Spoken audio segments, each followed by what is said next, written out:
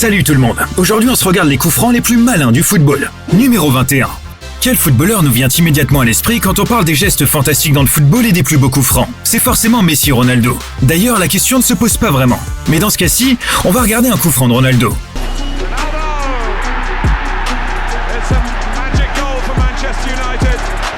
Sur ce coup, même les fans de Messi admettront que ce but est magnifique. Un tir qui a été pensé très rapidement, et qui plus est rapide, propre et précis. Rien à dire. Numéro 20. Revenons quelques années en arrière, et en 2002 plus exactement. C'est les phases de la qualification pour la Coupe du Monde, et une équipe nationale en particulier est déterminée à se qualifier pour ce tournoi. L'équipe nationale d'Angleterre, emmenée par son capitaine David Beckham. La pire chose qui puisse arriver, c'est de ne pas atteindre les phases de groupe. Lors du match contre la Grèce, ils doivent absolument prendre un point pour pouvoir prétendre au titre de champion du monde. Et on arrive dans les dernières minutes du match, c'est très serré. Tout le monde sait que si l'Angleterre ne marque pas dans ses prochaines minutes, le tournoi se sera terminé avant même d'avoir commencé. C'est Beckham qui va tout décider. C'est le moment, il y a une faute. C'est un coup franc dans une position parfaite. Pour lui, contrairement aux autres joueurs, ce but a une signification particulière. Car 4 ans plus tôt, il a été tenu responsable pour l'élimination de l'équipe d'Angleterre. Faut vous demander pourquoi, et certains s'en souviennent peut-être encore. David Beckham avait été expulsé en 8e de finale de la dernière Coupe du Monde, et son équipe s'était inclinée face à l'Argentine. Il devait se racheter. Cette pensée a dû lui traverser l'esprit pendant quelques secondes avant qu'il ne s'élance pour tirer son coup franc. Mais un joueur peut-il être performant sous une telle pression? Beckham, lui, en est capable. Il marque un coup franc incroyable et qualifie l'Angleterre pour la Coupe du Monde. Une très belle manière de se racheter par rapport à sa dernière Coupe du Monde. Numéro 19. Oui, Beckham est une légende du football. Mais quand on parle de Lionel Messi, on est dans une toute autre catégorie. Et à quel club on pense quand on parle du GOAT, c'est forcément le FC Barcelone. La superstar argentine a joué une grande partie de sa vie pour ce club espagnol. Et le nombre de buts qu'il a marqué est tout simplement démentiel. Mais revenons un peu en arrière. Messi est sur le point de battre son record de 700 buts. Il en est à 698 pour être précis. Lors du match contre Liverpool en demi-finale de la Ligue des Champions, le moment est enfin venu. Comme si de rien n'était, il marque son premier but et monte le compteur à 699. Puis arrive une faute de Joe Gomez, qui offre un coup franc à Barcelone. Et c'est l'occasion pour Messi de marquer son 700e but. Et on sait que c'est très dangereux quand on offre un coup franc à Messi en Ligue des Champions. Encore une fois, un coup franc tiré à la perfection. Ce joueur est vraiment un alien. Numéro 18. Passons directement au prochain chef-d'œuvre du coup franc de notre liste. Après Messi, voici Roberto Carlos. En 1997, le Brésil, dirigé par Roberto Carlos, affronte la France. Et je pense que certains d'entre vous, pour ceux qui étaient nés, se rappellent de ce coup franc. Ce qui se passe ensuite est un mystère et reste dans l'histoire. Même pour les physiciens expérimentés, c'est dur à expliquer.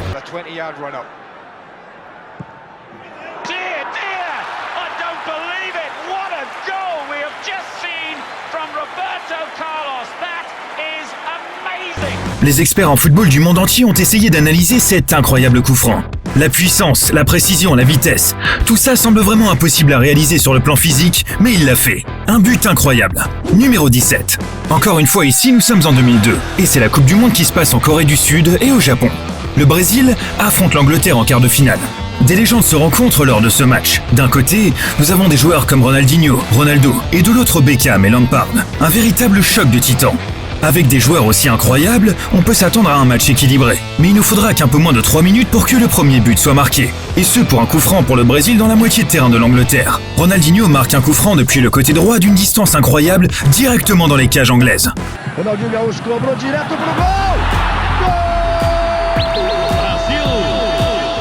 Un but tout simplement magnifique et qui plus est en pleine Coupe du Monde. Numéro 16. Parlons maintenant de Álvaro Recoba, un autre joueur particulièrement doué pour les coups francs.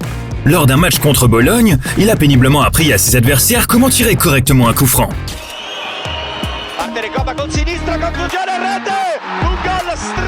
Pas tout à fait parfait car il touche la barre, mais cadré, c'est cadré. Et ça reste le premier but de ce classement qui ne va pas directement dans les filets. Ça reste une frappe magnifique et pleine de puissance. Pas étonnant que le public soit sous le charme. Numéro 15. Ce joueur doit clairement être fan de Roberto Carlos, car il tire un coup franc très similaire. Puissant, rapide et précis. Rien à dire.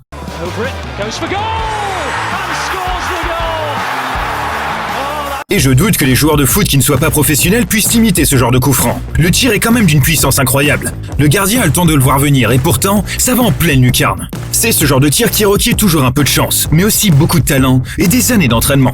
Numéro 14. En 2009, Ronaldo jouait pour Manchester United et il a affronté Arsenal en demi-finale de la Ligue des Champions.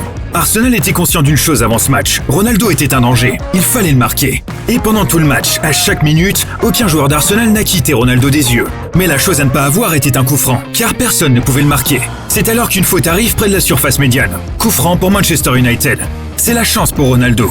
Mais personne ne s'attendait à ce que ce coup franc débouche sur un but direct. En tout cas, pas à cette distance. Il s'élance et rend l'impossible possible. Une frappe en pleine puissance, cadrée et précise. Personne ne peut rien y faire. Et quel tir! Numéro 13. En 2017, le FC Barcelone affronte le PSG en Ligue des Champions. Et à notre grande surprise, Barcelone n'est pas le favori de ce match. Après la précédente défaite 4-0 à l'aller, personne ne s'attend à ce que le Barça survive au huitième de finale et passe au tour suivant. Personne ne s'est jamais remis d'une défaite de 4-0 en Ligue des Champions. Mais un joueur semble penser le contraire, et c'est bien Neymar. Pendant ce match, le joueur brésilien est dans une toute autre catégorie. Il fait une passe décisive qui amène le Barça à 3-0. Et lorsque le Barça obtient un coup franc, la plupart des gens ne voient qu'un seul homme pour le tirer, Lionel Messi. Mais Neymar ne semble pas en avoir assez et demande à le tirer. Et Messi décide de le laisser tirer. Beaucoup pensent que c'est une erreur, mais c'est là qu'on reconnaît encore une fois le GOAT Lionel Messi. Il sait que son coéquipier est confiant et qu'il peut marquer ce coup franc.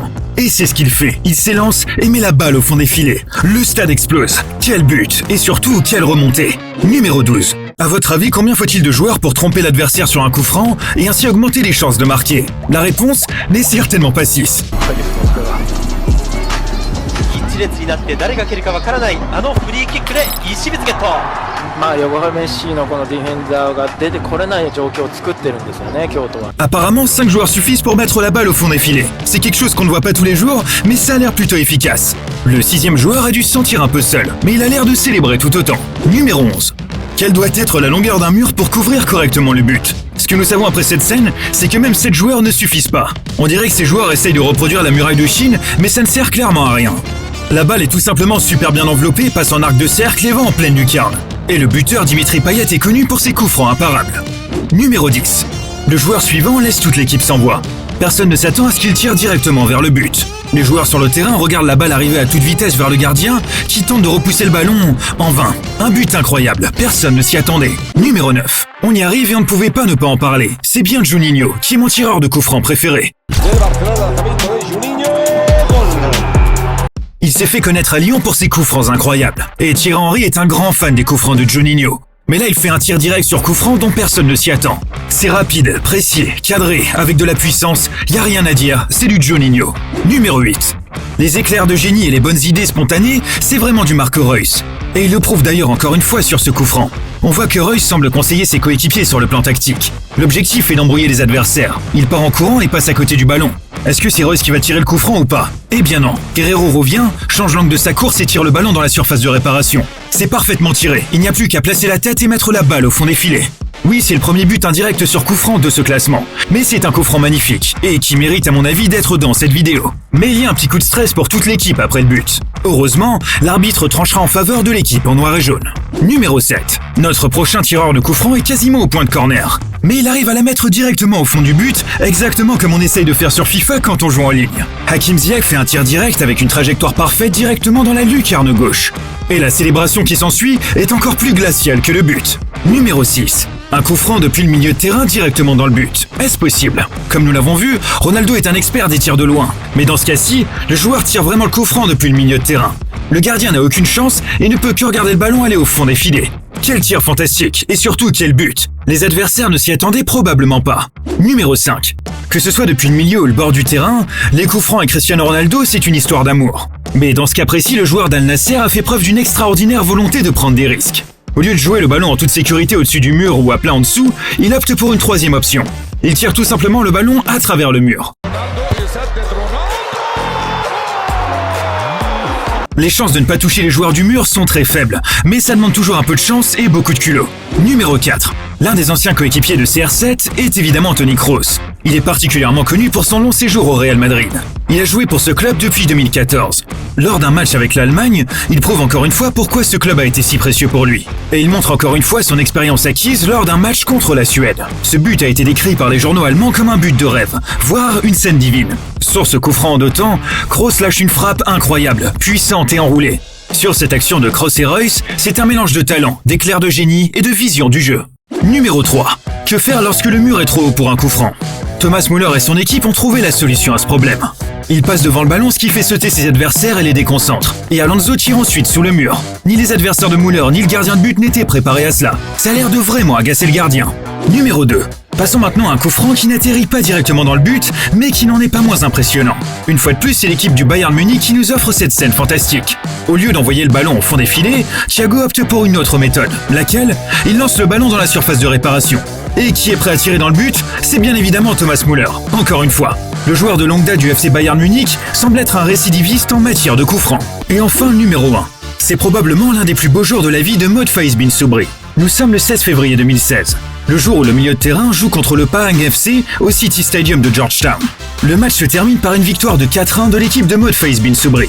Mais ce n'est pas le score final qui a été particulièrement important ce jour-là. Le moment décisif est venu lorsque Soubri a été appelé pour tirer le coup franc. Le ballon prend un effet démentiel et arrive en plein dans la lucarne droite. Un tir incroyable, mais surtout imparable. Mais le plus dingue pour Soubri est encore à venir. Le clip de ce but fantastique a fait le tour du monde et a été finalement nommé pour le prix Puskás de la FIFA. Et il remporte le titre en 2017 grâce à ce coup franc. Et ce n'est pas tout, car il a établi un record avec cette performance. Il est le premier joueur asiatique à remporter ce prix. Et depuis cet incroyable coup franc, Soubri a remporté beaucoup d'autres titres. Et à mon avis, c'est tout à fait mérité vu son talent. Voilà, c'est tout pour aujourd'hui. J'espère que la vidéo vous a plu. En attendant, moi je vous dis à la prochaine, prenez soin de vous et on se revoit très bientôt. Ciao!